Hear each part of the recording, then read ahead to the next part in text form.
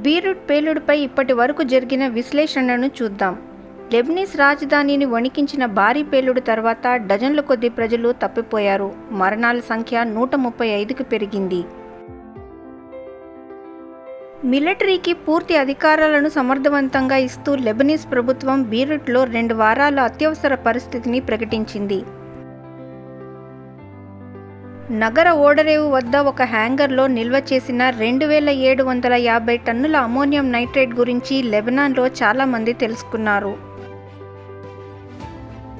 Public రికార్డులు మరియు ఆన్లైన్లో ప్రచురించిన పత్రాల విశ్లేషణ ప్రకారం లెబనీస్ సీనియర్ అధికారులకు 6 సంవత్సరాలకు పైగా అమ్మోనియం నైట్రేట్ బీరుట్ నౌకాశ్రయంలోని హ్యాంగర్ 12లో నిల్వ చేయబడిందని తెలుసు.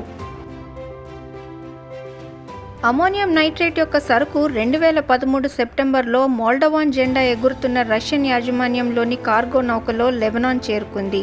షిప్ ట్రాకింగ్ సైట్ ఫ్లీమాన్ నుంచి వచ్చిన సమాచారం ప్రకారం రోసస్ అనే కార్గో నౌక జార్జియా నుండి మొజాంబిక్ వైపు వెళ్తోంది.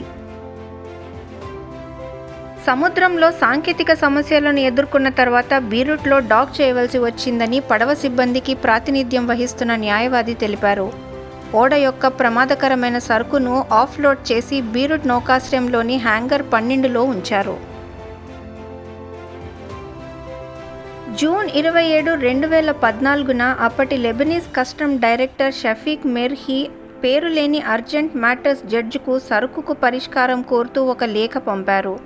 రాబోయే 3 ఏళ్లలో కస్టమ్స్ అధికారులు కనీసం 5 లేఖలను పంపారు.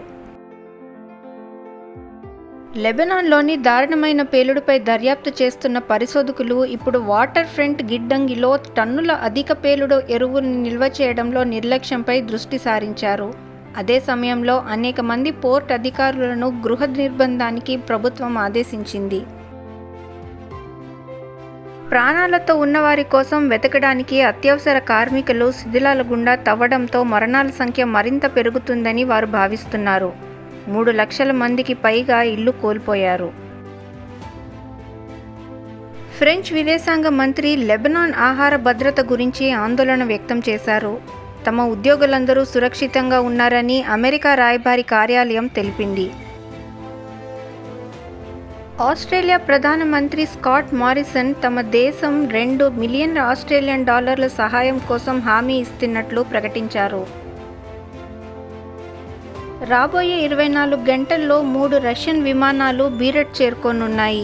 లెబనాన్కు కరోనా వైరస్ టెస్టింగ్ ల్యాబ్ మరియు ఇతర వైద్య సహాయ సామాగ్రిలో రక్షణ సామాగ్రిని తీసుకువెళ్తున్నాయి.